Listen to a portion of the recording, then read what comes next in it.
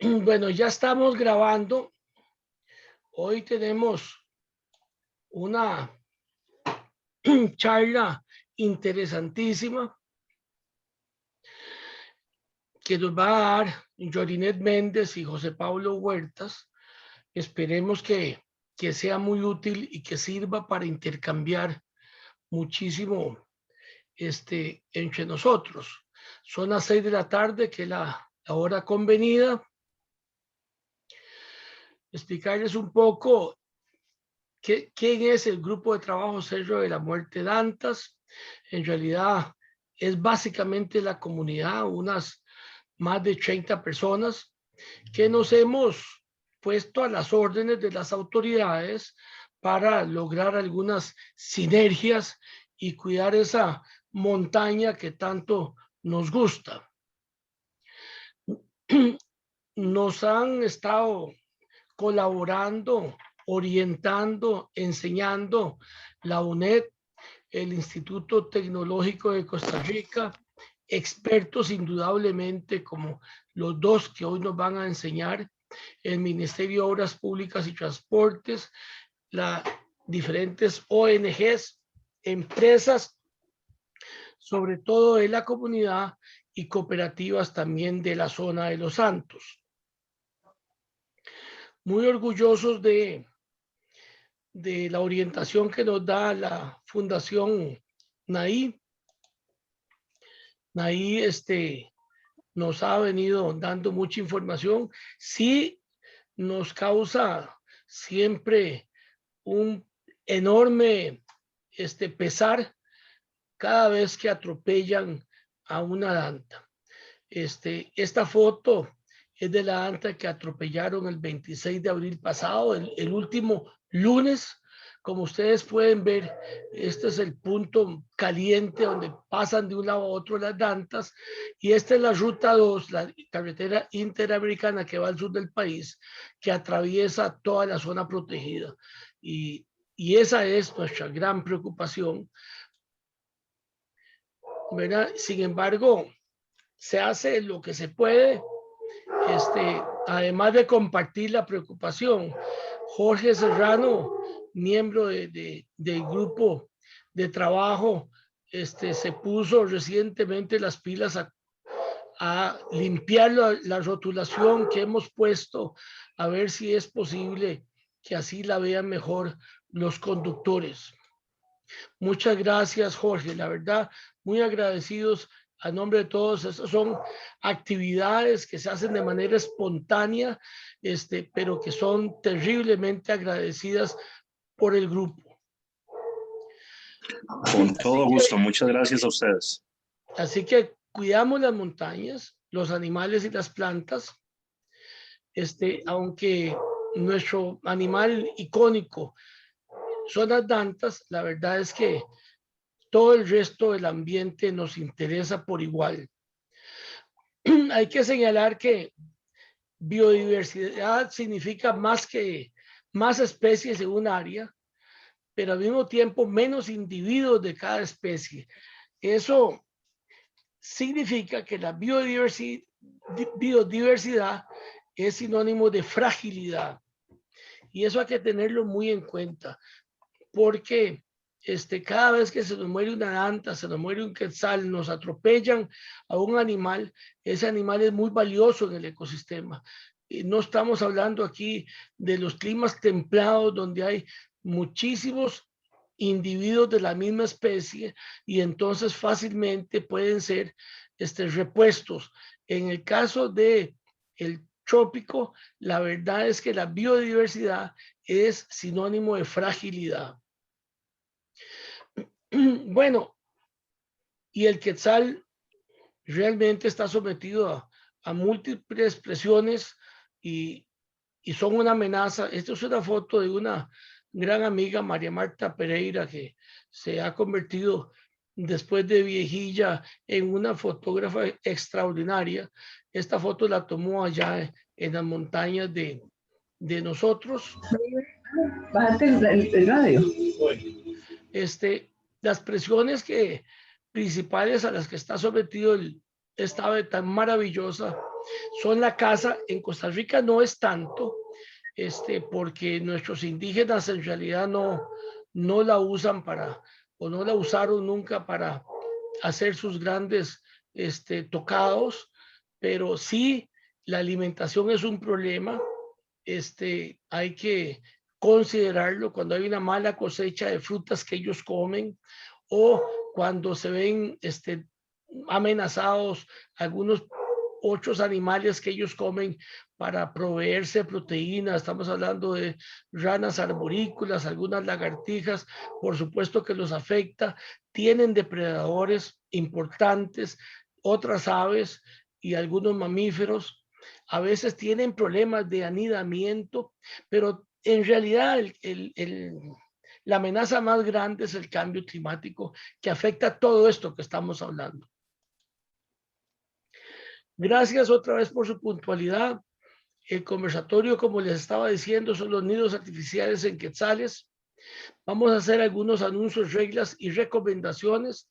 Por favor, mantengan los micrófonos apagados. Eso es una gentileza para con nuestros disertantes. La sesión está siendo grabada. Al quedarse usted en la sesión, está dando consentimiento. Los derechos de autor son del grupo y lo vamos a poner esta charla en el canal de YouTube del grupo. Al concluir la disertación, por favor, pidan la palabra con la mano electrónica. Las preguntas deben estar relacionadas con lo que vamos a hablar. Ojalá sean concisas y relacionadas. No se trata de que una pregunta se convierta en otra charla. Esto es un conversatorio, no es un debate. En los debates hay posiciones y oposiciones, hay argumentos y contraargumentos. En los conversatorios lo que hacemos es preguntar para entender mejor la posición del invitado. No se trata de aceptar su posición o de rechazarla. Los que tienen poco ancho de banda, si apagan el video, van a aprovecharlo mejor. Vamos a iniciar entonces este conversatorio con dos disertantes de gran calado, de gran potencia, Yorinet Méndez y José Pablo Huertas. Ellos los hemos estado sogueando durante mucho rato. No pudieron porque se vino la Semana Santa, donde tuvieron que cuidar su montaña. Ellos tienen su propia montaña y su propio trabajo ahí. Yorinet, es un gran gusto tenerte con nosotros. Tanta la oportunidad de que estés con nosotros, y vos, como nos has dicho, de que nos hables lo que hay que hacer ahora en adelante para compensar el cambio climático. Yorinet, junto con José Pablo Huerta, son personas con una gran vocación y energía. Combinan dos profesiones. Yorinet es bióloga y José Pablo es forestal. Yorinet tiene además una maestría en gerencia ambiental. Tiene un currículum muy grande. Aquí apenas lo resumimos porque si no consumo más tiempo del que tenemos.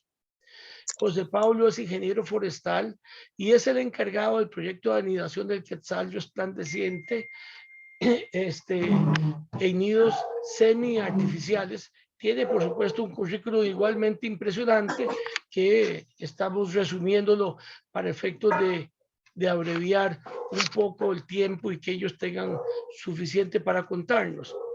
Así que, si estamos todos, vamos a empezar y tienen la palabra. Le damos la pantalla entonces a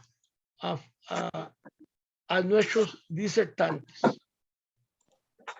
Bueno, buenas tardes a todos. Muchas gracias por la invitación. Yo nada más voy a comentarles muy rápido, ¿verdad? Este proceso en el que hemos estado. Bueno, como ya nos presentó don Vicente, mi nombre es Jordinet. Nosotros trabajamos en el Centro Científico Tropical, específicamente en la Reserva Biológica Bosque Nuboso Monteverde, la cual es parte del sistema de reservas privadas del Centro Científico Tropical, ¿verdad? El Centro Científico Tropical tiene 4 reservas privadas y una de esas es la Reserva Monteverde. Nosotros estamos específicamente en el programa de investigación y dentro del programa de investigación pues articulamos y gestionamos investigaciones que nos permitan generar conocimiento para poder manejar adecuadamente la Reserva Monteverde. Entonces, justamente este proyecto del Quetzal surge como parte de esa preocupación que, bueno, ya don Vicente lo ha mencionado, ¿verdad? Sobre la amenaza que tiene el Quetzal en función a los cambios que estamos viviendo. Y por otro lado, en cómo ir más allá de solo pues, obtener unos datos, ¿verdad? Sino ver cómo podemos promover una conservación de la especie en este sentido. Para comentarles, bueno, dentro del programa tenemos varios asistentes que se encargan de diferentes proyectos y bueno, en este caso Pablo Huertas es específicamente el que se encarga de esta sistematización de estos datos enfocados en el Quetzal. Sin embargo, todo el equipo de trabajo de investigación, inclusive integrando otros compañeros de otros programas, pues nos colaboran para poderlo llevar a cabo, ¿verdad? Porque a veces se genera mucha información, la cual amerita también mucho trabajo en el campo. Entonces, bueno, Pablo nos va a hacer una pequeña presentación y luego podemos hacer más preguntas. Obviamente, como irán a ver, este es un proyecto en el cual ha tenido muchos pasos, ¿verdad?, de mejora y que aún lo seguimos. Lo que estamos haciendo cada vez, siempre pues, nos damos cuenta que podemos mejorar algunas cosas más y más bien si con los compañeros que tienen experiencia también en esta área, en el Cerro de la Muerte, pues más bien nos aportarían mucho en esa mejora continua. Entonces, los voy a introducir con Pablo para que él nos pueda acompañar o dar la información. Ok, bueno, buenas tardes, buenas noches ya casi a todos y todas. Bueno, como ya me presentaron, entonces vamos a ir directamente a la presentación. La verdad es un gusto que sean espacios como estos. Yo la verdad muy interesado en poder conversar sobre el Quetzal. Nosotros tenemos nuestro proyecto acá y en Costa Rica tengo entendido que también en el Cerro de la Muerte, lo que es el proyecto CABEC y Paraíso Quetzal tienen un proyecto por ahí muy interesante. Entonces esperamos compartir información que les sea útil y además al final poder tener un poco de conversación para ver cómo seguimos apoyando la conservación del Quetzal, ¿verdad? Que como ya lo dijiste, es una especie que se ve muy afectada por el tema del cambio climático. Nosotros acá estamos en Monteverde, que es uno de los bosques nubosos a más baja altitud, y entonces es de los más propensos a posiblemente desaparecer, esperamos que no, con respecto a su nubosidad, ¿verdad? Entonces voy a compartir pantalla para presentar la presentación. Me avisan si ven la presentación. Sí. Ok, perfecto. Entonces vamos a empezar. Bueno, el proyecto sí básicamente nace desde el 2016. Y lo venimos gestionando de una manera que es también un proyecto de conservación para ayudar a Quetzal con nidos, pero también le hemos dado seguimiento científico. Utilizamos una metodología que vamos a mencionar para poder monitorear los nidos y saber qué está pasando, ¿verdad? Si los nidos están funcionando o no y qué tan utilizados son. Entonces vamos a hablar, el término de nidos semiartificiales va más de la mano a que hemos ido tratando de hacer lo más natural posible los los nidos, saliendo del modelo de cajas que se hacían con tablas de pino o ciprés hace muchos años. Entonces, bueno, vamos a iniciar. Vamos a hacer esto para acá para que no me moleste un poquito. Okay. No voy a hablar mucho sobre, la puse más que todo porque no sabía si había gente que desconocía un poco. Igual voy a hacer una breve introducción a la ecología del quetzal. Pero creo que acá vemos varias personas que ya conocen mucho sobre el tema. Entonces, para ir rápido a lo que nos interesa, que son los nidos y el proyecto. Como ya se habló, ¿verdad? El quetzal es una especie que se está viendo amenazada por el tema del cambio climático y muchos otros factores. En Costa Rica tal vez la deforestación ya ha dejado tal vez de ser una de esas, pero sigue estando latente. Son poblaciones decrecientes. Es una especie que realiza migraciones altitudinales, como ya lo sabemos, la especie, por ejemplo, acá en Monteverde, para hablar más con propiedad voy a hablar de lo que pasa acá. Entonces, por ejemplo, la especie migra desde partes bajas, tanto de la cordillera del lado Pacífico como del lado Caribe, hasta el bosque nuboso Monteverde a anidar, ¿verdad? Entonces, él sube para diciembre, enero, y se queda acá por 4 o 5 meses, establece su anidación y se va. Aunque en algunos casos hemos notado que se quedan para ayudar a los pichones. Con respecto a la especie, como podemos ver acá la imagen, se encuentra en todo Centroamérica y vemos que básicamente está en todos los países, 6 o 7 países menos Belice, y como podrán ver el mapa, son poblaciones que están muy fragmentadas, entonces genéticamente pueden ir a como avanza el tiempo, habiendo diferentes comportamientos ecológicos. Por eso es importante hacer conservación enfocada a sus sitios. Nosotros acá en Monteverde lo venimos haciendo hace ya varios años. Creo que en el Cerro de la Muerte están trabajando en esto también. Yo creo que es importante que ustedes lo documenten y puedan ayudar a esa población, porque si vemos el mapa de Costa Rica acá, vemos que nosotros que estamos aquí somos en la cordillera acá de Costa Rica, somos los que tenemos la población más al norte de Costa Rica, y vemos que se encuentra aislada la población. La cordillera Tilarán parece que no conecta del todo con la cordillera volcánica central, y después la cordillera volcánica central con lo que es el Parque Internacional Amistad o el Cerro de la Muerte, ¿verdad? Entonces, para entrar más en la ecología, vemos que la especie presenta dimorfismo sexual. El macho es diferente a la hembra. El macho evidentemente tiene sus colores un poco más diferentes a la hembra. Tiene estas plumas que son supracaudales, que nacen directamente de la espalda. La gente tiene un nombre coludo, ¿verdad? Porque creemos que es la cola, pero básicamente ¿no? Son 4 plumas que 2 se alargan y llegan a 70 centímetros o 1 metro en el caso de la subespecie de Guatemala y México, y lo que es Salvador, que en Costa Rica tenemos otra subespecie que compartimos con Panamá, ¿verdad?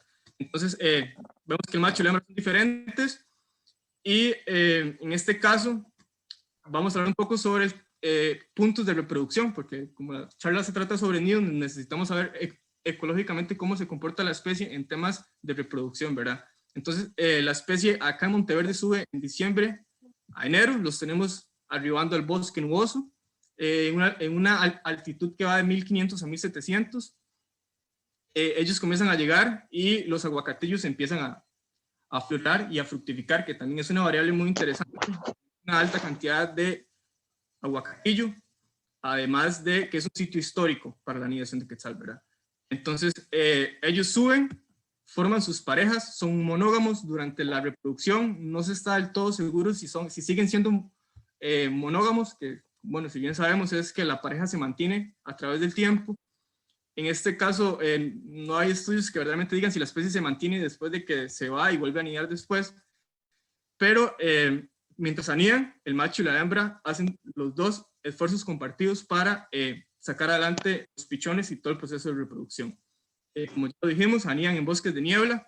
Nosotros estamos acá en Monteverde y básicamente casi que la población que tenemos en Tilarán, en la cordillera de Tilarán, se encuentra acá en Monteverde, y son sitios que debemos cuidar bastante porque de lo que tenemos la mayoría son reservas, por dicha, pero también puede haber cierto impacto con turismo, ¿verdad? Entonces tenemos que ser muy cuidadosos con eso. Entonces, para hablar en términos de procesos reproductivos, al inicio de la temporada que va desde enero, febrero, hay cortejos donde el macho y la hembra, más que todo el macho, busca cortejar a la hembra, disputa a la hembra con diferentes machos y realiza despliegues, como podemos, no sé si han tenido la oportunidad de ver un cortejo, es bellísimo, se ve el macho que sobresale sobre el dosel del bosque, haciendo unos vuelos donde se eleva y comienza a descender y su cola se forma como la famosa serpentina, ¿verdad? Entonces es bellísimo ver cortejos de quetzal.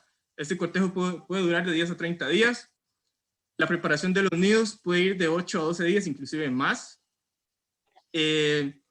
Los nidos básicamente lo que utilizan son tocones en avanzado estado de descomposición. Después tenemos una incubación. Una vez que se forman las parejas, encuentran el nido y copulan, hay una incubación que va de 18 a 21 días y una crianza de los pichones que va de 23 a 26 días. Esto está en la literatura, no es nada que nosotros hayamos descubierto, pero nos funciona para comparar lo que estamos encontrando nosotros en el comportamiento natural de los quetzales, ¿verdad? Entonces, para ir más en contexto y por qué lo hacemos, la Reserva Bosque Nuboso Monteverde, desde el Centro Científico Tropical, desde que nació el centro, básicamente en los 80s, en los 70s, George Powell y Nathaniel Wheelwright fueron investigadores, se preocuparon mucho por el quetzal y comenzaron a investigar, ¿verdad? Entonces, dentro de las principales amenazas que tiene el quetzal en todo su rango a nivel de Centroamérica es el cambio de uso de suelo, la deforestación. La deforestación causa fragmentación y como es una especie que migra altitudinalmente, no puede bajar o subir porque su bosque se ve cortado, ya sea porque hay repastos, hay carreteras. Entonces es importante mantener esas masas de bosque que conectan, ya sea por colores biológicos o demás cosas. Después, también otro problema es que es un ave especialista de bosque nuboso. Si el bosque nuboso desaparece, posiblemente la especie, ¿qué va a hacer? O sea, no va a tener para dónde agarrar, ¿verdad? Entonces, es una especie que no es tan abundante, por lo cual se denomina una especie rara. Acá en Monteverde es algo común, pero no en todos lados, ¿verdad? Entonces, son poblaciones pequeñas o que se mantienen. Y la escasez de troncos, que le puse un check porque básicamente es lo que vamos a hablar, de nidos donde ellos anidan, se ven muy comprometidos porque son nidos en alto estado de descomposición. El cambio climático, como abajo lo mencionamos, está tenaz. Acá lo que ha estado pasando en nuestro bosque, con los vientos tan fuertes, con esas lluvias tan extrañas, eventos extremos, los tocones están cayendo. No sabemos si los quetzales están logrando encontrar tocones con esas condiciones, con ese estado de descomposición para poder ellos hacer el hueco. Entonces se optó por poner nidos artificiales y se tomó la decisión de en el tiempo ir buscando qué nido es mejor y que sea lo más natural posible, ¿verdad? Entonces, bueno, acá hablo sobre los nidos. Esas fotos las tomé, pues, este fotógrafo, disculpen, pero aquí está la firma igual. Las características de los nidos.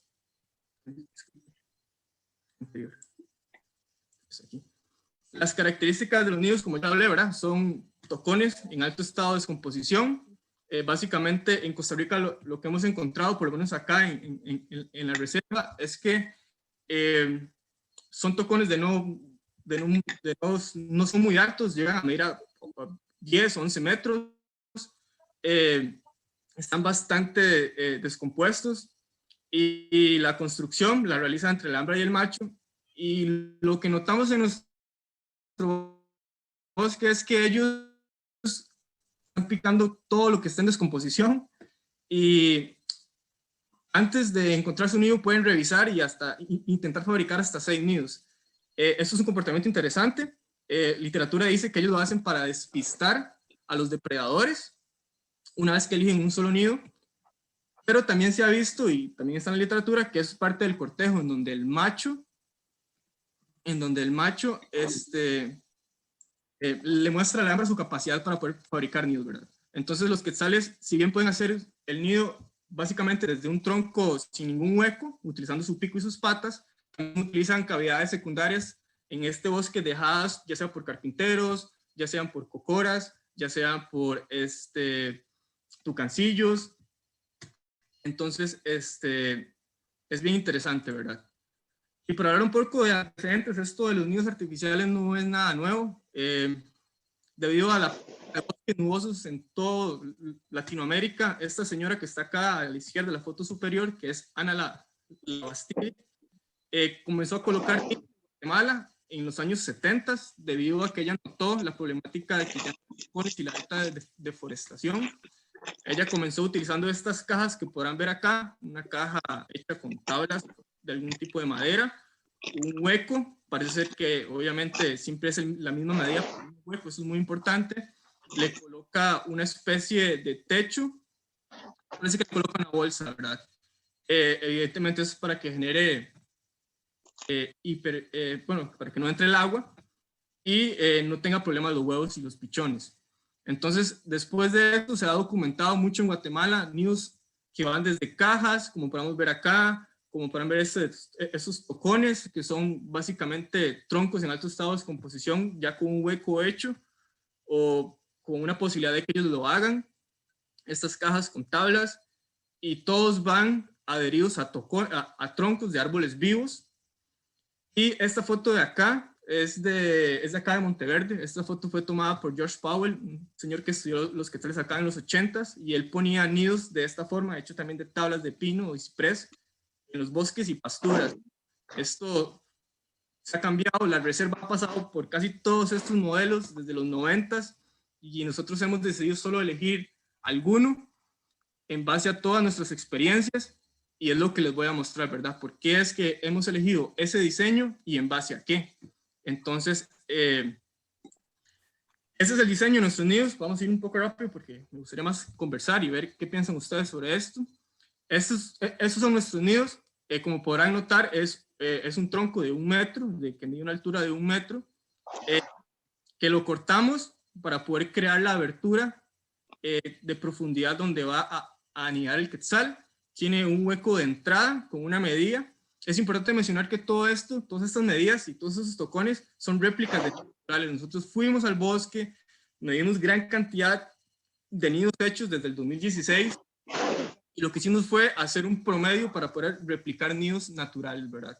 Entonces, básicamente todas esas medidas son réplicas de nidos naturales hechos en un tocón de 1 metro.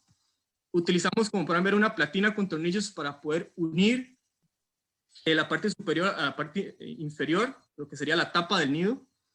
Y lo que hacemos es buscar troncos caídos en el bosque.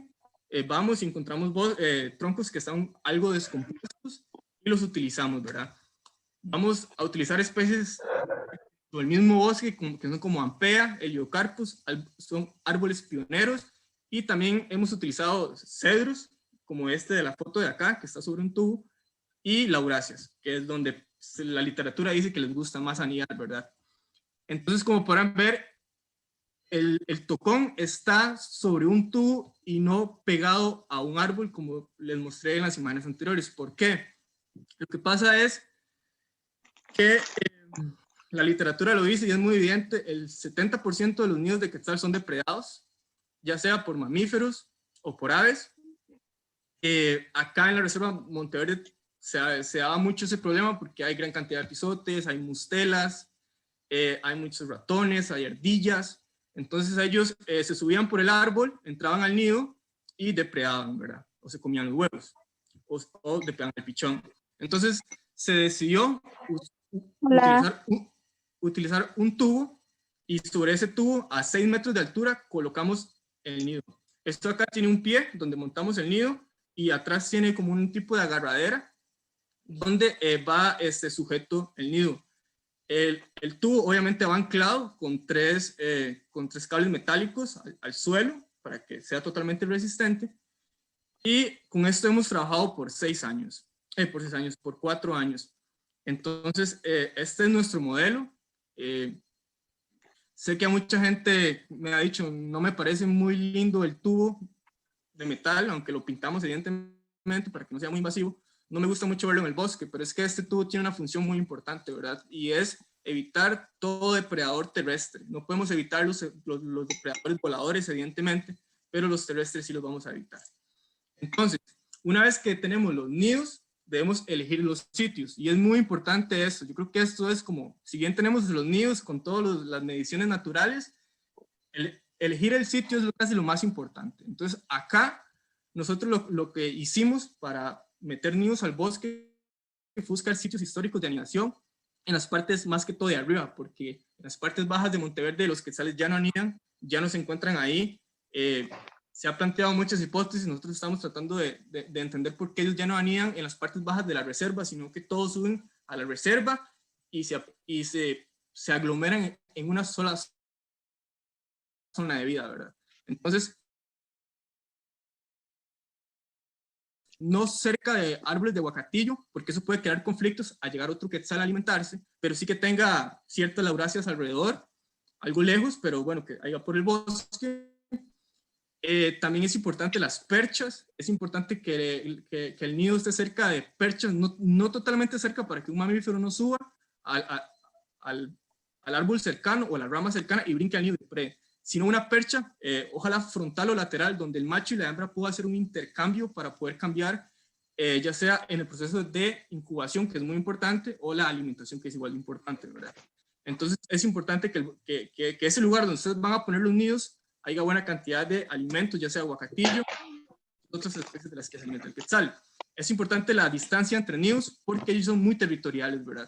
Entonces, la literatura establece, Ana Labastille, de un radio de 100 metros entre nido y nido para evitar eso, ¿verdad? Que haya cierto confrontamiento y algún nido no sea utilizado solo por el hecho de estar muy cerca del otro. Y la orientación del hueco, del nido, es muy importante. ¿Por qué? Porque estos bosques, más que todo el de acá, está pasando a ser más que todo muy lluvioso. Ya no tenemos tanta neblina, desgraciadamente. Es tal vez culpa del cambio climático. Entonces, si se le mete agua o está en la misma dirección del viento, o sea, o contraviento, por ejemplo, el hueco, se va a meter agua, se mete mucho viento, el quetzal eso no le agrada, porque puede ser que sus huevos se enfríen y no haya una incubación exitosa, o que los pichones se les meta al agua y se ahoguen. Entonces, como podemos ver, aquí está el nido, está el tubo, y aquí arriba tiene algo que no estaba en las fotos, es un pequeño techo. Esto lo venimos poniendo hace un par de años, porque comenzamos a notar que algunos nidos se les está metiendo mucho el agua, ¿verdad? Entonces hacemos un pequeño techito, y esto cubre totalmente el nido de infiltración de agua. Antes de pasar a la otra diapositiva, quiero que vean estas cámaras que están acá. Vemos que hay una frontal viendo directamente hacia el frente del hueco y una lateral que ve de un lado del hueco. Ya les voy a hablar por qué estas cámaras están acá. Es básicamente porque tenemos una investigación, ¿verdad? Una vez que tenemos los nidos, queremos saber qué pasa con los nidos, y lo que hicimos fue colocar 15 de estos nidos en todo el bosque de acá de la reserva en 2 zonas de vida, que va desde los 1500 a los 1700. Entonces, una vez que colocamos los nidos, cada puntito de esto es un nido, como podrán notar, en 2 zonas de vida, porque queremos comparar a ver, el quetzal actualmente prefiere más esta zona de acá abajo, se aglomera acá muchísimo, y no tanto hacia esta zona de 1600 a 1700. Entonces queremos ver por qué, y si eso va a cambiar a través del tiempo por cambio climático. Si ellos van a subir 1000 metros más, o un poquito más, y comenzar a anidar acá, por tema de, no sé, eso es lo que ocupamos a ver. Entonces utilizamos cámaras trampa convencionales, las colocamos una frontal y una lateral, como lo dije anteriormente, y las ponemos a grabar por videos. Hacemos descargas periódicas, depende de la actividad del nido, porque se descargan muy rápido las baterías, y sistematizamos los datos. Entonces, ¿cómo sistematizamos los datos? Acá hay una hoja de Excel donde podrán ver que cada video se le llena todos estos espacios para poder entender nosotros en la investigación qué está pasando con el quetzal. Entonces, tenemos puntos de vista muy interesantes como la alimentación, ver si lo que trae es un aguacatillo, si lo que trae es un vertebrado, la actividad en el nido para poder clasificar, ver cuántos días incuba, cuántos días alimenta, cuántos días y las especies que comienzan a llegar al nido que no son quetzal por cierta disputa de nido, porque hay alguna depredación, etc. Entonces, básicamente, esto es lo que se ve. No sé si pueden ver la reproducción. Estos son pequeños videos. En la izquierda podemos ver el macho limpiando un nido. ahorita llega la hembra, así es como, esta es la cámara lateral y esta es la frontal. Acá a la derecha podemos ver que hay un pichón, ya el pichón ya estaba casi listo para salir, ¿verdad? Entonces, para los que no han tenido la oportunidad de ver un pichón, más o menos por ahí se ve. Y eso es lo que tenemos. Tomamos las capturas y las clasificamos con respecto a los criterios que necesitamos para entender qué está pasando, ¿verdad? Entonces, es para que tengan una idea de cómo se ven los videos. Y vamos a ver esto. No. Disculpen. Está un poco loco esto. Ok. Y aquí un resumen básico de lo que obtenemos con respecto a nuestra investigación. Nuestra investigación no es solo colocar nidos y dejarlos ahí a la mano de la naturaleza y del quetzal, sino queremos saber un poco más, ¿verdad? Entonces, este gráfico de acá arriba superior, que es una línea de tiempo, básicamente lo que yo acá demuestro es lo que pasó en un nido en el 2017, ¿verdad? El nido denominado banca. Acá tenemos unos números negativos. Bueno, tengo el eje de días y el eje de número de visitas, ¿verdad? Vemos que donde hay números negativos, esto lo que dice es la cantidad de días y visitas que se hicieron por parte de la hembra y el macho. Vemos que el macho es la línea verde y la hembra es la línea azul. Para poder entender cuánto duran ellos inspeccionando el nido y limpiándolo. En este caso duraron de 9 a 10 días. Y una vez que lo limpiaron y les gustó, hubo una cópula. Ellos primero limpian el nido, les gusta, luego el macho copula a la hembra y comienzan a incubar.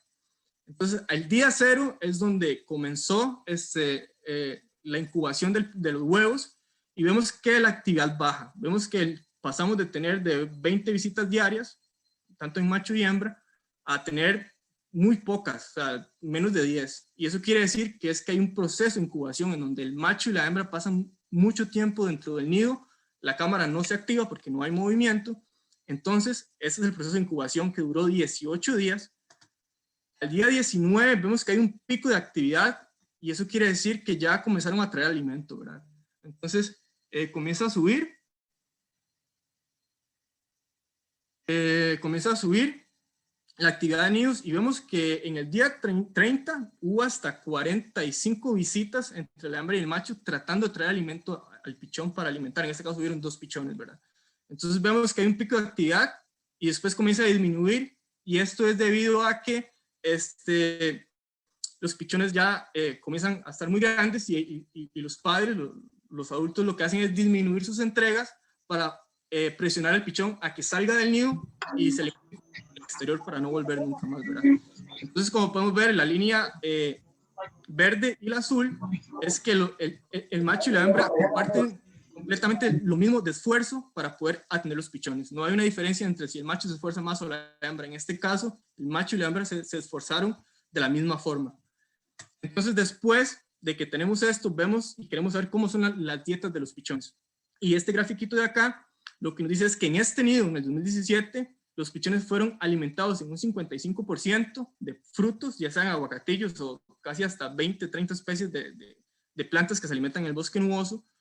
Vemos que el 24% fueron invertebrados, que va desde esperanzas, insectos palo, larvas, abejones. Y después vemos que hay un 3% de vertebrados, que es la parte de proteína, que es muy importante para la especie. Vemos que no es tanta, pero es que es difícil cazar. Y ellos utilizan más que todo ranas, llevan lagartijas, ya sean anolis, celestus. Y lo que ningún proyecto quisiera tener es lo que no podemos identificar, ¿verdad? A veces ellos nada más llegan y se meten, entonces no podemos saber qué traen. Y entonces el 17% de este nido no pudo ser identificado lastimosamente. Entonces aquí tenemos un poquito de error, ¿verdad? Porque no es posible identificarlo todo.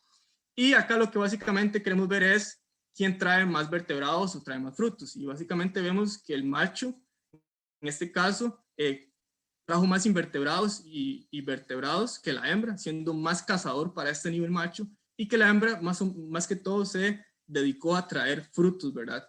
Entonces vemos que la hembra mucha cantidad de frutos y el macho no tanto, pero el macho comenzó a traer la proteína que viene en insectos y invertebrados, que es muy importante. Entonces ya para terminar, quisiera mencionar que en estos 4 años los 15 nidos han sido visitados, todos han sido visitados, todos han sido revisados, y anualmente tenemos de 4 a 5 de estos nidos que son utilizados para crianza, para incubación y crianza de pichones, ¿verdad? Entonces, los nidos son utilizados todos los años. Actualmente nos encontramos tratando de descubrir por qué les gusta más estos nidos que los demás que están dispersos en el resto del bosque. Y también quisiera mencionar, esta foto que está acá a la izquierda, es que también nosotros hacemos esfuerzo para proteger los nidos naturales. Entonces, ¿qué hacemos? Como podrán ver en la imagen, hay una lámina acá, es una lámina lisa, donde se la colocamos al tocón para que no se suban los pisotes, los depredadores, y vemos que hay una cadena que está anclada con unos mecates. Tuvimos que anclar este tocón, es un tocón muy utilizado en la reserva, tiene como hasta 8 huecos, y lo han utilizado desde el 2016 y todavía está en pie, ¿verdad? Entonces, para evitar que el viento nos lo bote, lo que hicimos fue que lo anclamos y le colocamos una lámina para los depredadores y le ponemos una cámara para ver qué pasa. No podemos grabarlo todo, pero básicamente es lo que hacemos. Entonces, la reserva se esfuerza para poder entender qué pasa con los quetzales. El bosque nuboso es muy susceptible.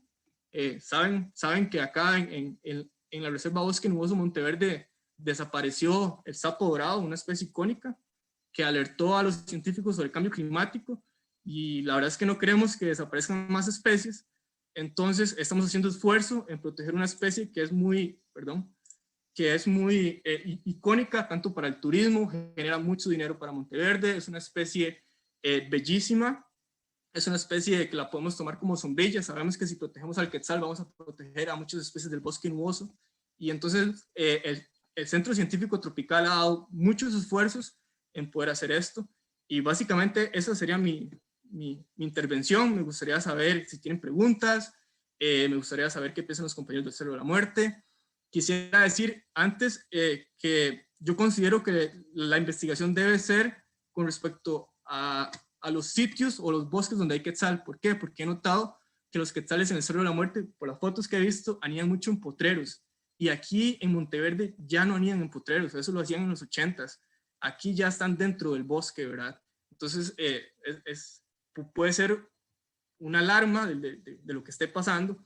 Entonces, me gustaría saber cuál es su experiencia con quetzales y nidos artificiales en el Cerro de la Muerte, y tal vez podamos seguir en comunicación para tener uno de los proyectos más fuertes en conservación de quetzal en toda Latinoamérica, que creo que tenemos la capacidad para hacerlo, ¿verdad? Entonces, sería, y muchas gracias, espero hayan aprendido un poco de la presentación.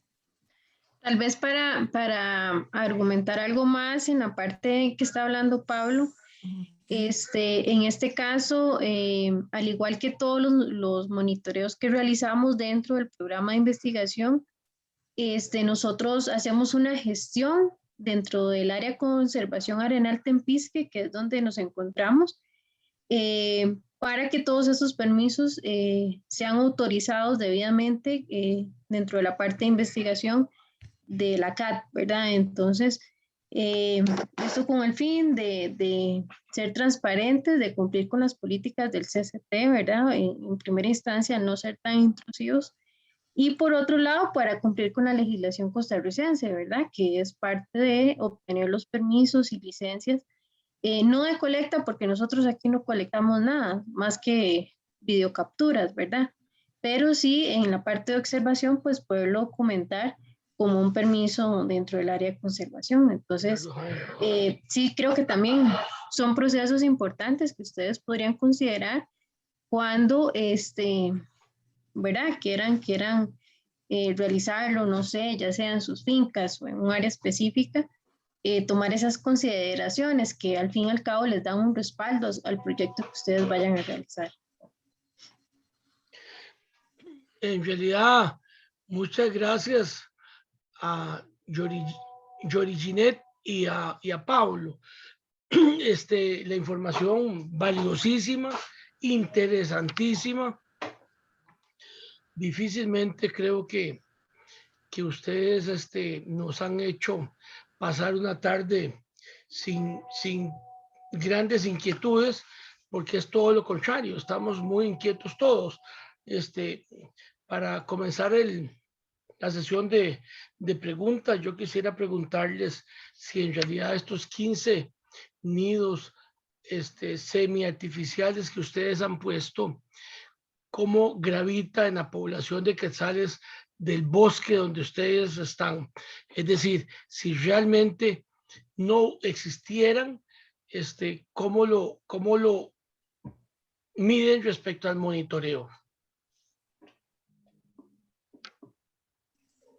No sé, bueno, en caso de hablar, es una muy buena pregunta. La verdad es que es un poco difícil saber eso. No sabemos qué pasaría con los quetzales si no hubieran estos nidos, aunque actualmente hoy salí al campo y tenemos 6 nidos naturales activos dentro de la zona que yo puedo recorrer, que es básicamente solo una zona de vida. Entonces, la pregunta es muy difícil de contestar porque no hay información anterior que me permita a mí saber qué hemos cambiado o hacia dónde vamos, ¿verdad? Entonces, creemos que estamos ayudando a la población, creemos que lo que estamos haciendo puede ayudar a si bien no proteger la población para siempre o que aumente, por lo menos se mantenga la población saludable a través del tiempo. Y entonces, don Vicente, es una muy buena pregunta. Yo creo que yo también tengo esa incertidumbre, no sé qué pasaría si los niños no estuvieran, pero son utilizados y actualmente tenemos muy buenos datos para poder comprobar a través del tiempo qué es lo que está pasando con el quetzal. Entonces sí, lo siento, es un poco difícil contestar esa pregunta. Muchas gracias, Pablo, lo entiendo perfectamente. ¿Alguna otra pregunta de la audiencia, por favor? Tengo una pregunta que dice, ¿dónde anidan los quetzales dentro del nido? No sé si desde abajo o está cerca del hueco. No entendí la pregunta. Elsa Ortiz. ¿Dónde anidan los quetzales dentro del nido? Creo que es la posición dentro del nido, ¿verdad? Ajá. Bueno, ellos están, bueno, Pablo les puede explicar, ¿verdad? En el hueco es de la entrada y básicamente hay un poquito de profundidad donde ellos se ubican. Sí, tal vez le puedo mostrar la presentación un poco para que vea. No sé, tal vez me quedó la duda, porque por fuera se aprecia bien, pero por dentro no tengo idea cómo hacen. Bueno, Sí, yo creo que si quieres te comparto un poco la pantalla y te muestro. El voyerismo está permitido. Entonces, no sé si puedes ver la imagen. ¿Me avisas? sí, Okay, sí, la veo. Ok. Básicamente, de donde está el hueco hacia abajo es donde está, donde nosotros cavamos la profundidad, exacto.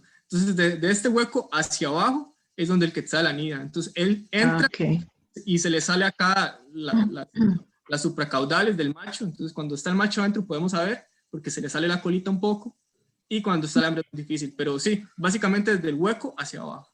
Abajo. Ok, gracias. Un gusto. Demos la mano levantada de don Edgar Rivera. Sí, muy buenas tardes a todos y muchas gracias a los exponentes que nos hacen ver toda la investigación que se ha venido haciendo. Tengo una pregunta, 2 preguntas. Una, de la zona mesoamericana que llega hasta el sur de México, ¿cuál sería la región donde hay mayor, si hay algún estudio que nos indique dónde está la mayor población de quetzales en la zona? Y segundo, es indudablemente que el trabajo de ustedes es muy valioso. ¿Qué incidencia va a tener los nidos artificiales con respecto a, digamos, a cambiar un poco la conducta de los quetzales? Claro. Eso lo digo porque, digamos, a nivel de nuestra generación, digamos, a veces el haberle dado a nuestros hijos todas las cosas y quitarles responsabilidades, todos lo sabemos, lo hemos vivido en nuestras familias, pues los hacemos inútiles o discapacitados, ¿va? Por decirlo así, claro, con sus excepciones. ¿No pasaría un poco eso en los quetzales de hacerles ya, ahí sí que, de que el suegro les haga la casita a la pared? O lo otro sería también la incidencia que tiene, por ejemplo, aunque no es los bebederos de cómo se llama, de los colibríes, ¿verdad? Que ya se ve como un asunto muy comercial y ya se está popularizando, ¿va? Entonces, ¿qué control va a haber sobre eso? Si hay responsabilidad en algunos empresarios turísticos de realmente proceder como corresponde o nada más lo ven desde un punto de vista comercial. Entonces podríamos finalmente matar, ¿cómo se llama? Matar la gallina de los huevos de oro. Muchas gracias. Claro. Tal vez. Perdón. Sí, con respecto a la primera pregunta sobre las poblaciones más al sur de México, lo que yo tengo entendido, bueno, acá hay más compañeros que son bastante conocidos en quetzales. Está en la Reserva del Triunfo, que es como el último relicto de bosque nuboso que tiene México al sur. Entonces ahí están las poblaciones, es donde actualmente se hacen estudios también. Pero sí, ¿verdad? Y después de ahí conectaría con Guatemala, que es básicamente bosques insulares nubosos que están en el centro, pero la mayoría de esos bosques están fragmentados, ¿verdad? Y con respecto a la segunda pregunta, es una muy buena pregunta. Claro que nosotros nos la hemos preguntado, ¿no? Nuestra idea es beneficiar a los quetzales y nunca perjudicarlos. Y tal vez algo que no mencioné es que el hueco va con material. Entonces nosotros le echamos virutas de madera, se lo llenamos totalmente, entonces el quetzal tiene que limpiar ese nido, no es que él va a llegar y va a encontrar el nido sin nada que hacer, porque sabemos que es un proceso natural del quetzal. Y lo que hemos notado es que, por ejemplo, como hablé, el quetzal se ve muy depredado, y lo que hemos encontrado es que en nuestra reserva el quetzal utiliza los nidos artificiales una vez que sus nidos naturales fueron depredados.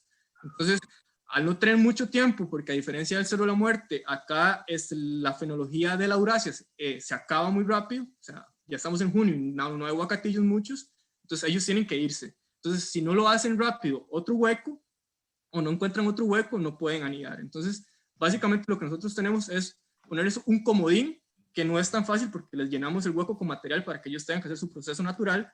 Es lo que está pasando, ¿verdad? Los nidos son depredados naturales, aunque lo tratamos de evitar, pero ellos se quedan sin más nidos, no les da tiempo, y utilizan nuestros nidos semi-artificiales como una alternativa.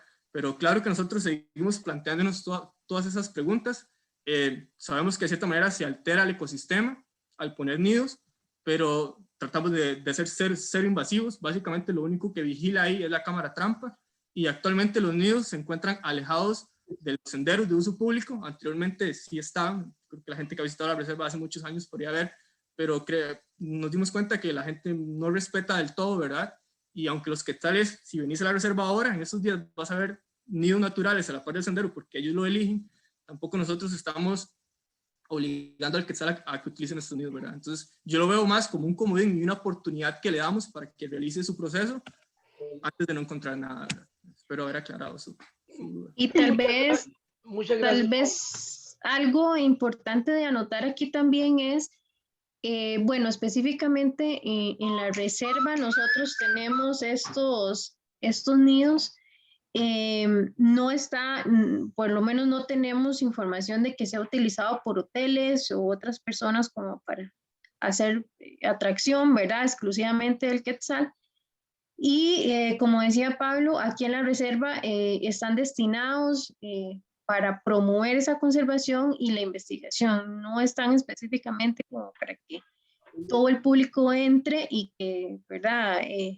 Quiera ver el quetzal, y que por eso pues, el guía incentive que vamos a ese nido a ver el quetzal, sino más bien limitamos al público a que tenga acceso a eso para que no se convierta en una actividad comercial, ¿verdad? Donde es una actividad meramente de conservación e investigación.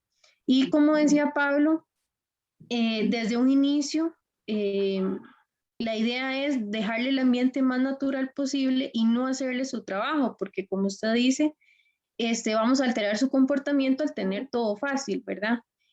Por eso es que ya de hecho en muchos videos hemos captado cómo limpia el nido, cómo él empieza a sacar lo que no le sirve de ese nido, y donde se asemeja mucho al sistema natural que lo hace. Y algo importante de rescatar, como dice Pablo, están utilizando principalmente los nidos naturales, que para nosotros más bien es una buena noticia, ¿verdad? Que le dan prioridad a lo natural, y utilizar eso como una segunda opción.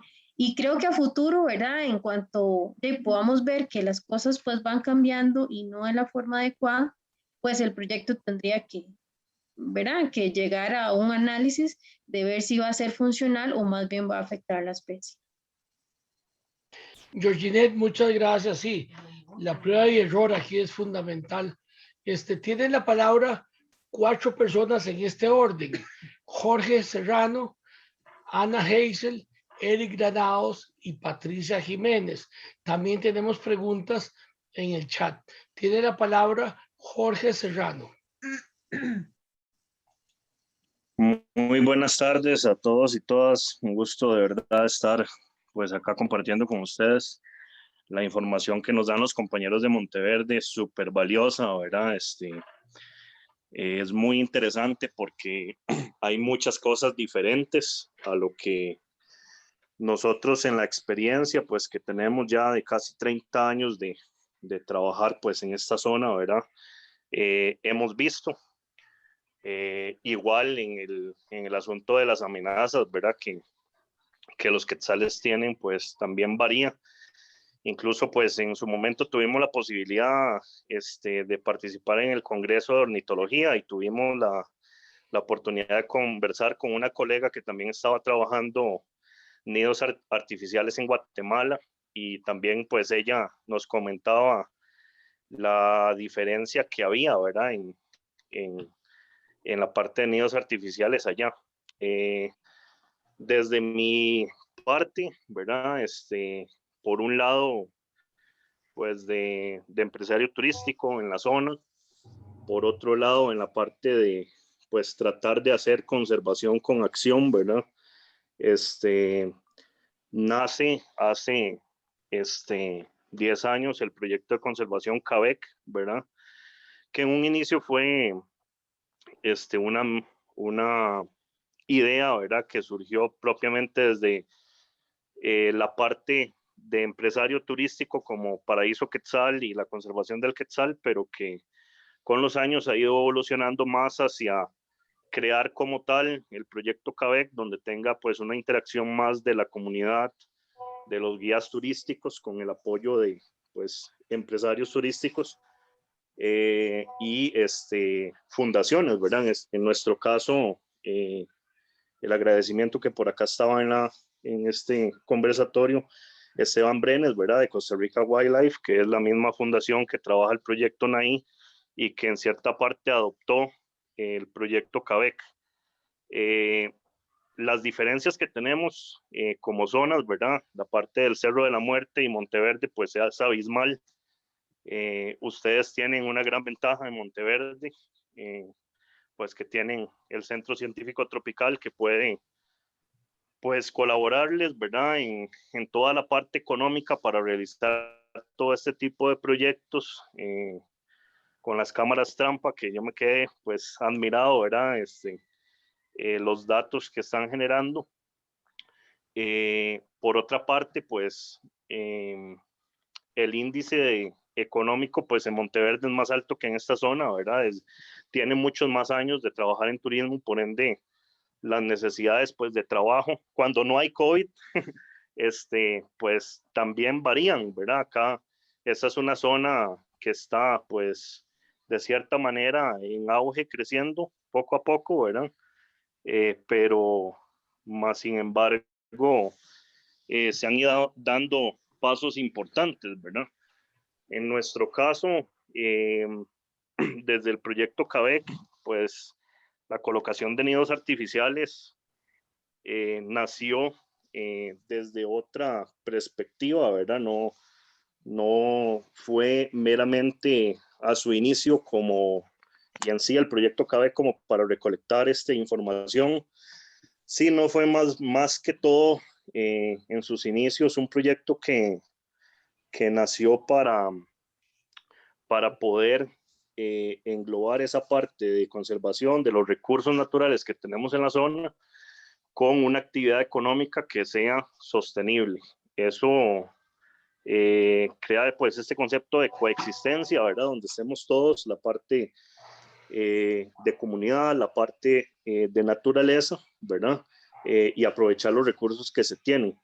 Hay un montón de retos que hay que trabajar, ¿verdad? Y uno de ellos era la parte de recolección de datos en la parte científica. De ahí nace la alianza con la Fundación Costa Rica Wildlife, que en la actualidad pues ya estamos trabajando en esa vía para darle al proyecto un poco más de base científica en la recolección de datos. Por eso es que nos ponemos a las órdenes con ustedes, compañeros de Monteverde, porque pienso que podríamos compartir muchísimos datos, mucha información y, como decía, hacer el proyecto pues, de conservación de quetzales más grande en el mundo, ¿verdad? Y eso nos ayudaría muchísimo a pues obtener la experiencia que ustedes tienen, la visión que ustedes tienen y también por otro lado la parte pues de lo que nosotros hacemos por acá, ¿verdad? Por acá está también Eric Granados, ¿verdad? Que él ha sido una de las piezas fundamentales en el proyecto en la parte de meramente lo que es la construcción de nidos artificiales, aunque esto nació, ¿verdad? Desde hace ya más de 20 años con la llegada pues a la finca de la familia, ¿verdad? De don Julio Sánchez, que fue un gran colaborador en la materia de ornitología en el país y que también trabajó mucho tiempo tomando datos o visitando la reserva de Monteverde. Y acá también colocamos nidos artificiales o semiartificiales con cajones de madera dentro de bosque primario en conjunto con don Julio Sánchez, que ya no se encuentra con nosotros, ¿verdad? Debe estar viéndonos desde allá. Y lamentablemente o para bien, ¿verdad? Él nos dejó como en medio camino del proceso que llevábamos, pero empezaron a salir datos muy interesantes acá en la zona, por ejemplo, que dentro de la reserva del hotel, ¿verdad? Nunca han utilizado un nido artificial, ¿verdad? Ellos siempre prefieren los nidos naturales. Hay muchos troncos, ¿verdad? Entonces ellos siempre prefieren los nidos naturales. Hemos tenido algunas parejas que han llegado y se han interesado en algún nido artificial, pero no lo han utilizado. Y caso contrario a la parte de las comunidades donde son zonas más abiertas, más deforestadas, ¿verdad? Por naturaleza, por las actividades económicas que se dan en estas zonas, de agricultura, de ganadería, ahí sí están utilizando los nidos artificiales en zonas súper abiertas, incluso les encanta anidar cerca de actividades humanas, ¿verdad? Creo que es una característica de la familia de los quetzales, de los trogones. Cerca de casas, cerca de lecherías, cerca de un camino, cerca de senderos. Y son comportamientos muy interesantes, pues que vamos empezando a tomar esos datos, pues para irlos compartiendo y que sería todo un honor, ¿verdad? Poder trabajar en conjunto en este tema. Entonces, de mi parte, pues agradecerles por la exposición que tomaron, ¿verdad? Y podemos seguir conversando sobre el tema. Igual, si tienen alguna consulta, pues con muchísimo gusto. También por ahí está mi compañero Eric y algunos otros guías locales de acá de la zona que son miembros importantes. Muchas gracias. Muchas gracias, Jorge. Miren, tiene la palabra solicitada la coordinadora del grupo de ANTAS, entonces es imposible no dársela. Patricia Banoli, tiene usted la palabra. Muchas gracias, don Yayo, muy amable. Primero que todo, felicitar a doña Georginette y a don Pablo por haber aceptado esta invitación. Sabemos que es de lujo, verdaderamente, y les agradecemos por lo concreto, lo específico, lo bien insertado que han expuesto. En realidad yo tengo un comentario y una pregunta. Dentro de las amenazas que ustedes hablaron y enumeraron, cambio climático, cambios del suelo, escasez de troncos.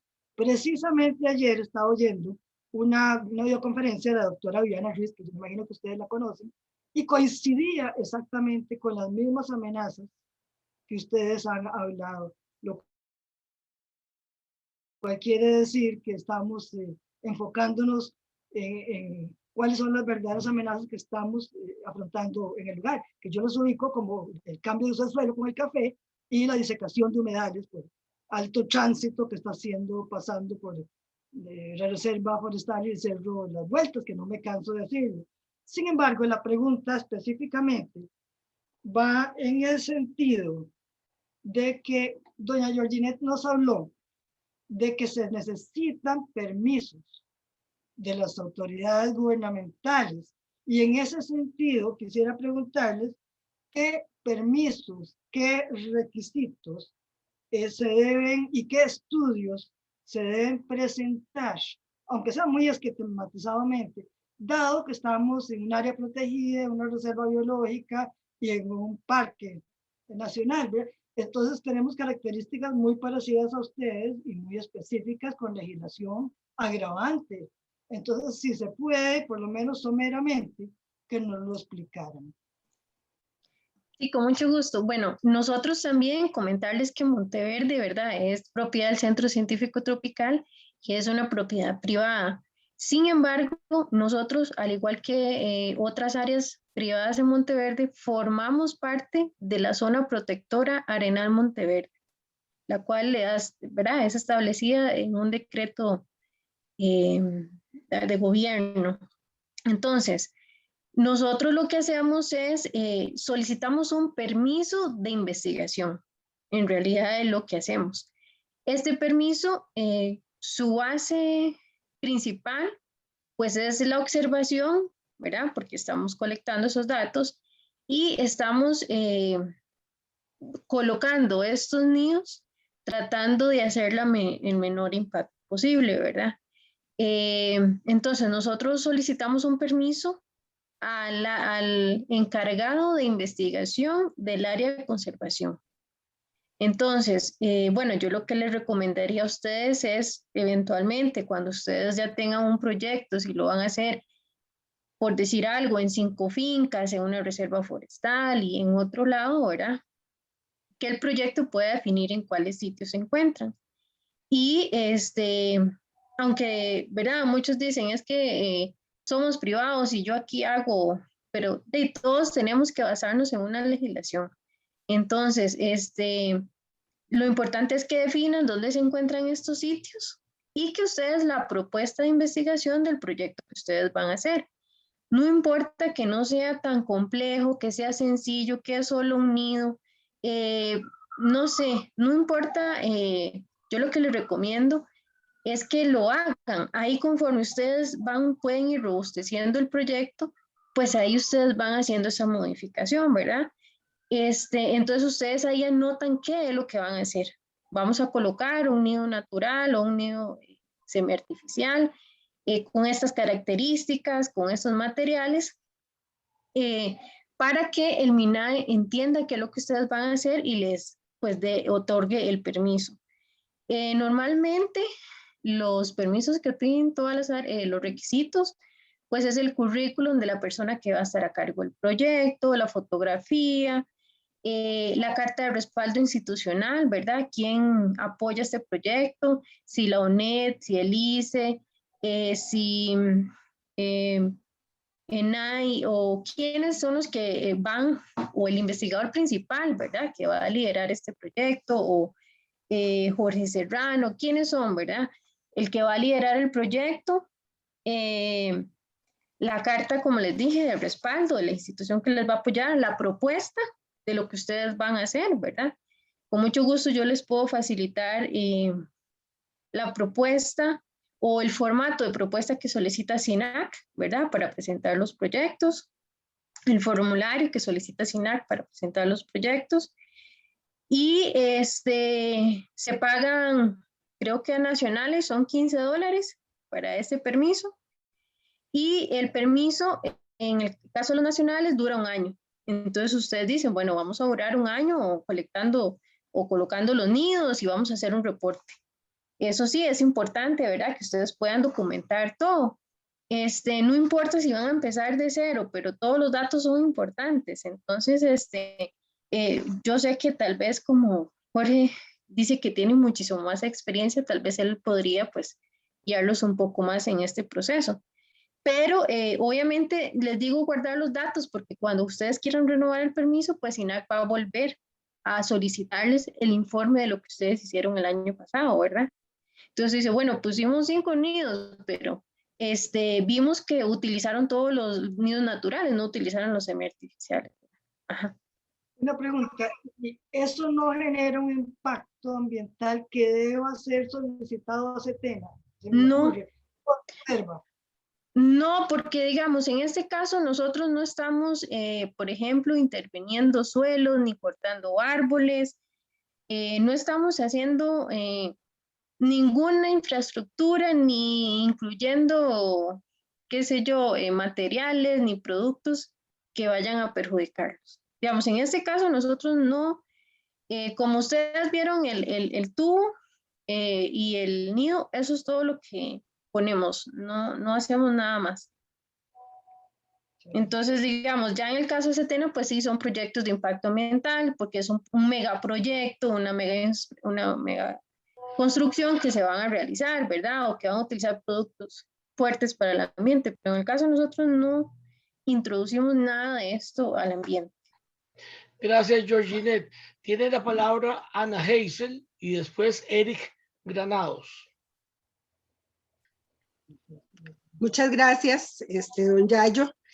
Gracias a Patricia y a Ausi que me invitaron a presenciar esta reunión. En realidad mis preguntas son muy puntuales porque, a ver, es pura curiosidad también. Yo vivo aquí en la zona del Cerro de la Muerte y normalmente aquí por mi casa pasan los quetzales, se paran en los árboles. De hecho, el domingo tuvimos un quetzal aquí cerquita en el árbol que está al frente de nuestra puerta. Entonces, es una curiosidad. Pablo decía cuando daba su charla, acerca del diámetro, pero no le escuché o no le tomé ¿cuál es el diámetro del hueco que hay que hacer en el artificial o del hueco que ellos hacen? Hablaste de un diámetro que tenía que ser siempre igual. Sí, bueno, yo lo que les recomendaría es que, bueno, no sé si los huecos que hacen, porque según lo que he leído en la literatura, varían en diámetros. En Guatemala son unos diámetros, en México son otros diámetros. En el Cerro de la Muerte no sé cómo lo hace los compañeros de Cabec. Yo lo que hice fue ir al bosque y medir, y básicamente los diámetros en el bosque iban de 11 a 10 centímetros. Entonces el diámetro es de 10, pero yo les recomendaría que si tienen la oportunidad de medir un nido natural, nosotros hemos tomado las medidas desde afuera, las posibles, y de adentro solo de 2 nidos que se cayeron, los tocones, y los medimos por dentro, les medimos todo. Entonces, sí, el diámetro de entrada para este bosque Monteverde acá es de 10 centímetros estándar, porque ellos como que tienen no sé, un clipper en su pico y son muy exactos. Básicamente, los nidos son un círculo perfecto y miden 10 centímetros de diámetro. Ok, es curiosidad porque la verdad es que yo siempre estoy viendo los árboles que hay aquí y es como para poder identificarlos más bien, ¿verdad? La otra pregunta es, hablaste de que el cortejo es entre enero y febrero, ahí en Monteverde. ¿Es ese mismo periodo aquí? No sé, tal vez Jorge. No lo sé, sí, yo espero que Jorge también nos aclare eso. Yo tengo mucho que conocer el proyecto que tiene Jorge Cabec, la verdad es que personalmente me encantaría ir a conocer, pero desconozco si ellos se comportan allá igual que acá. Ok, esa es una pregunta porque realmente, como te digo, yo por lo general aquí los veo entre junio, julio y agosto. Y bueno, nunca los había visto en esta época y ahora, como le digo, el domingo pasado estuvo uno aquí de visita. Entonces me gustaría saber ese periodo, o sea, ¿cuál es el periodo de incubación o de cortejo aquí en la zona de nosotros, en el Cerro de la Muerte? Ahí te comento algo. Bueno, sí, para terminar, sí, vieras que estamos teniendo problemas con eso porque por el cambio climático, las fuertes lluvias y las sequías extensas están haciendo que las floraciones de aguacatillo, que son uno de los motivos más fuertes por los cuales ellos llegan acá arriba a la reserva, están variando. Entonces los aguacatillos están floreando antes o después, entonces estamos teniendo problemas con eso. Nos está costando medir la llegada y la ida de quetzales, los meses exactos de anidación. Entonces el cambio climático nos está cambiando eso. Tal vez Jorge disculpe, pero tal vez ellos sí tienen ese dato. Gracias. Buenas, sí, Jorge. Sí, claro, tal vez para contestarle un poco la pregunta, ¿verdad? Igual, acá ha estado variando también bastante dependiendo de los años, ¿verdad? Cuando hay fenómenos de la niña es diferente cuando hay fenómenos del niño, pero normalmente va desde diciembre hasta febrero. Algunas parejas o grupitos son antes en el año, algunas parejas o grupos son después, incluso dentro de la misma zona varía, ¿verdad? Porque, por ejemplo, hemos notado en años atrás, ¿verdad? Comportamientos muy interesantes, por ejemplo, que los primeros quetzales que ya empiezan a anidar es en el Valle de San Gerardo de Dota, ¿verdad? Que eso es más influencia pacífica. Y acá hacia la divisoria continental es cuando empiezan a anidar más tarde en el año, ¿verdad? En la influencia caribe es como el segundo grupo que empieza a anidar, ¿verdad? Es como datos que hemos estado observando.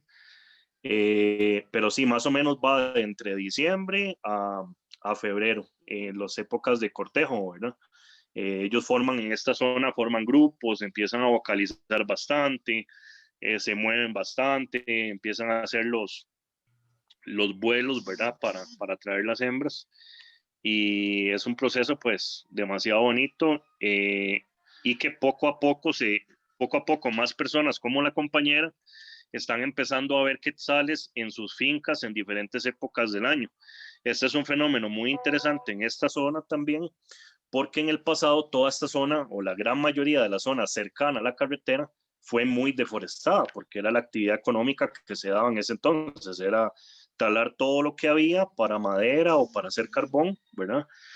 En la actualidad, pues ha venido mucha gente, ¿verdad? Que ha comprado pedacitos de tierra, empiezan a dejar algunos árboles, incluso los mismos finqueros de la zona, ¿verdad? Empiezan a dejar algunos árboles como el árbol de jaúl, que es el que más utilizan en esta zona para anidar, pero también dejan aguacatillos, dejan cornáceas, que les encanta mucho al quetzal, que es acá comúnmente lo llamamos árbol de lloró. Entonces la población de quetzales ha estado empezando a encontrar más sitios de alimentación, ¿verdad? Dispersándose más, áreas donde la gente nos dice, aquí nunca habíamos visto un nido de quetzal y ahora hay nidos de quetzal, o nunca había llegado un quetzal, llevamos 2 años de empezar a ver quetzales. Entonces ha sido un proceso bastante interesante. Y es donde estamos tratando de nosotros trabajar en el proyecto CABEC, que es en la restauración de las áreas de alimentación del quetzal y la restauración de las áreas de anidación. Gracias, don Jorge. Última pregunta, disculpe. Adelante. Bueno, perdón, ya abordó un poco don Jorge el asunto. La última pregunta es, bueno, ¿qué nos aconseja a los propietarios de la zona que nosotros podamos ir sembrando? Porque hablaron de frutas, el aguacatillo, bueno, ya usted dijo jaúl y lloró, porque bueno, es un poco la idea en lo que podríamos colaborar los habitantes de aquí para ir tratando de iniciar, digamos, ese proceso. No sé si es dirigida para mi persona, pero... Sí, claro, porque usted es el experto en la zona. Tal vez soy de los que estamos un poquito más cerca, ¿verdad? Igual con Eric y los compañeros. Parte de lo que estamos haciendo en el proyecto CABEC, ¿verdad? Es la reproducción de arbolitos de aguacatillo. Entonces nosotros en este momento no tenemos muchos, pero con gusto, si usted tiene a bien, puede visitar acá. Es un vivero pequeño que tenemos en el hotel, y nosotros podemos darle arbolitos de aguacatillo, que es parte de lo que estamos haciendo con las 23 familias miembros, digamos, del proyecto, que es la parte de darle los arbolitos de aguacatillo para que siembren en ciertas zonas específicas de sus fincas, y también la parte de abono orgánico para los árboles ya existentes, ¿verdad? Para que se fortalezcan, den buena fruta, ¿verdad? Y los pájaros, en este caso, el quetzal principalmente, pero hay otro montón de aves que también comen aguacatillo y otras frutas, puedan seguir alimentándose en la zona e ir restaurando esos sitios de alimentación que fueron destruidos hace 60, 50 años por nuestros abuelos, ¿verdad? ¿Cuál es el hotel, don Jorge? El lugar se llama Paraíso Quetzal. Nosotros estamos en el kilómetro 70 de la Interamericana. Estamos a 6 kilómetros del Parque Nacional Los Quetzales. Sí, lo conozco. Gracias. Voy a visitarlo. Mucho gusto. Claro que sí, Gracias. para servirle. Bueno, tiene la palabra Eric Granados. Hola, buenas noches, tengan todos. Bueno, primero que nada, felicitarlos muchísimo, Yorleni, Pablo, Yorinet, perdón, por el proyecto y los datos que han generado hasta el momento. Eso personalmente me deja admirado porque personalmente quisiera poder llegar en algún momento a poder dar o generar todos esos datos que ustedes han generado acá en la parte de la cordillera de Talamanca. Básicamente me quedan dos preguntas porque muchas de las preguntas ahí ya las abarcaron, pero una de las preguntas es si va más dirigida a Pablo, si tienen datos de la diferencia en depredación de los nidos artificiales y de los nidos naturales. Si han generado alguna cantidad de datos de cuántos nidos o cuál es el porcentaje anual de los nidos que pueden ser depredados con los nidos artificiales y los nidos naturales. Ok, no sé si me escuchan, es que se está cortando la señal, entonces no voy a encender el video. Mira, eso es muy difícil porque la cámara no graba todo. Sabemos que los nidos dejan de ser exitosos desde el punto de vista en que dejan de llegar los padres, ¿verdad? Entonces, sí tenemos datos, pero me voy a ver en la pena de decirte que estamos trabajando en una publicación porque tenemos datos novedosos sobre algo que está pasando en este bosque. Sí te pediría un poco de paciencia, pero con respecto a las depredaciones, son bastantes y estamos trabajando en documentar eso, ¿verdad? Entonces, creo que acá tenemos más depredación que en el Cerro de la Muerte por estar a una altitud más baja. Entonces, sí te puedo decir que tal vez no es el 70%, pero ronda por ahí, tenemos bastante depredación. Ok, bueno, y la otra pregunta, y bueno, tengo una pregunta más y tal vez unos aportes que quisiera compartir con ustedes.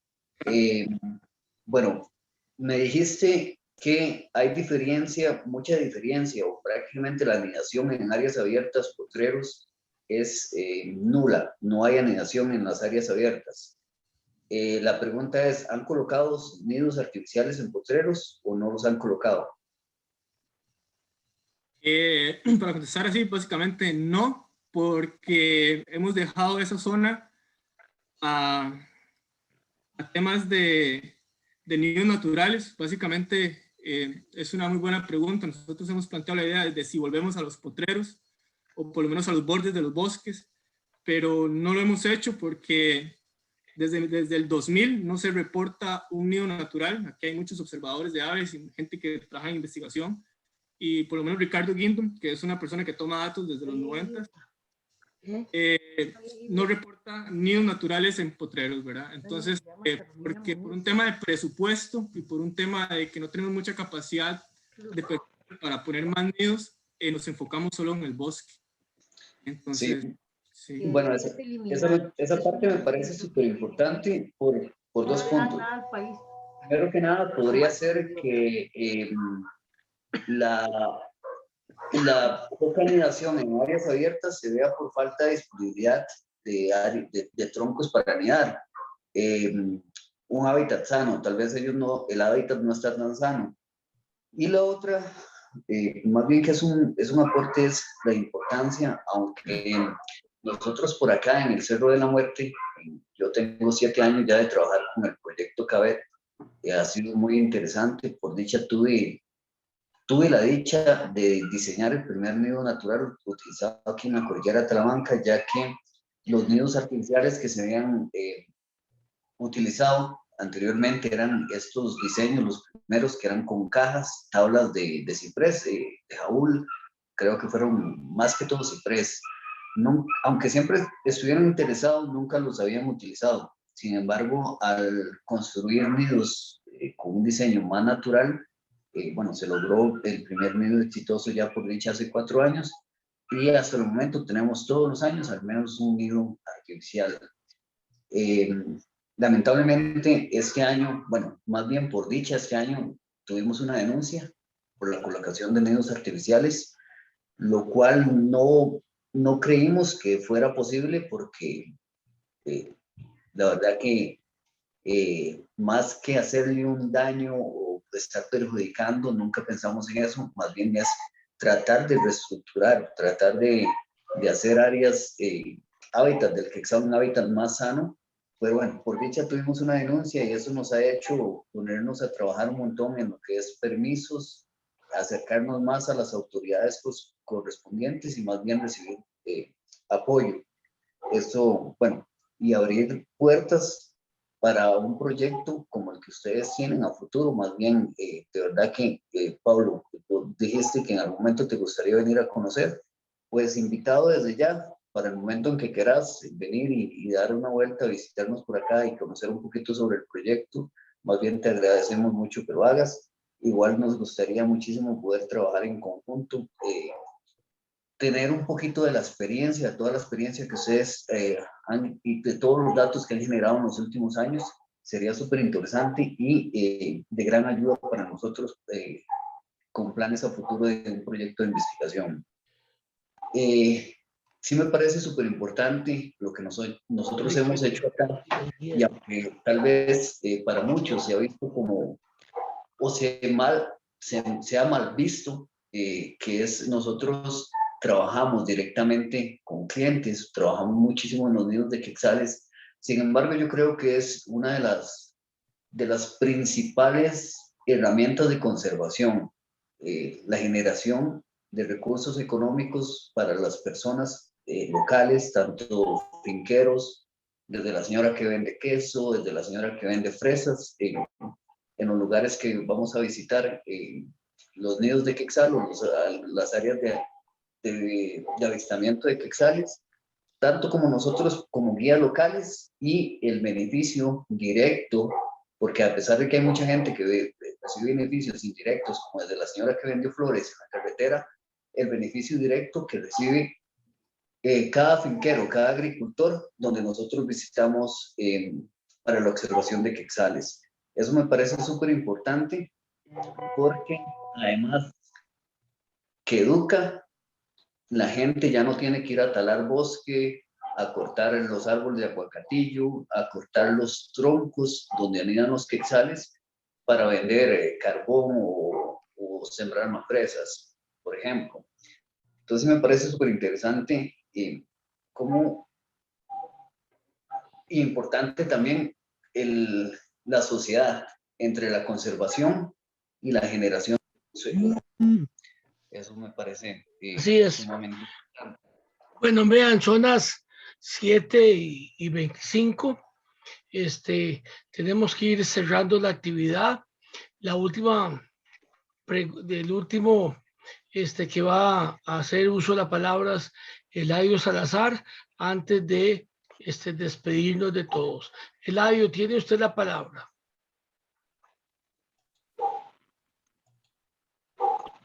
Muchas gracias, Yayo. Sí, buenas noches para todos. Yo entré un poquito tarde en la reunión. ¿Me escuchan? Perfectamente, Eladio. Dele. Muchas gracias, Yayo.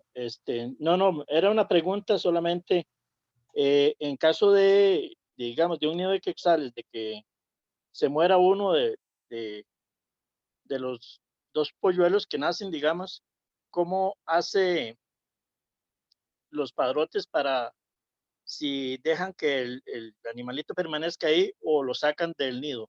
Es una pregunta para los muchachos de Monteverde.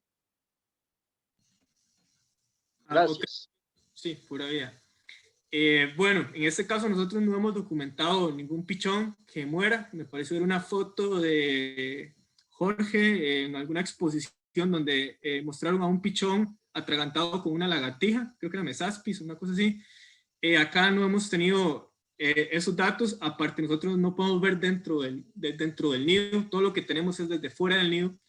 Y yo lo que te podría decir es, por lo que he visto en los videos, que he revisado miles, es que ellos tienden a mantener el nido muy limpio. Entonces yo lo que sí he notado es que sacan cascarones del huevo. Los pichones cuando defecan en bolsas, ellos crean como una membrana que la hembra o el macho nada más lo agarra y lo saca, o sea, toda la vez queda envuelta como una membrana. Entonces ellos son súper estrictos con la limpieza del nido, no así cuando presionan al pichón para que salga. Yo cuando el pichón está muy grande, ya los padres no limpian el nido para que el pichón se vea forzado a salir. Entonces, es una pregunta que yo directamente no lo sé, es una muy buena pregunta. Tengo también la curiosidad de saber si un pichón muere dentro del nido, los padres lo van a sacar, pero con respecto a las cáscaras de los huevos y las heces del pichón, sí las sacan. No sé si... Muchas gracias a todos los que nos han acompañado. Muchas gracias a los dos disertantes. El tema se presta para más tiempo, pero no quisiéramos cansarlos. Realmente creo que la experiencia debe repetirse y las visitas de un grupo y otro darse para poder intercambiar mejor información y experiencias. Ha sido una sesión muy rica, ha sido una sesión llena de información que nos da a todos el aliento de seguir adelante con este tipo de actividades. Nos despedimos orgullosos de haber podido contribuir a todos y sobre todo al ambiente. Muchas gracias, buenas noches.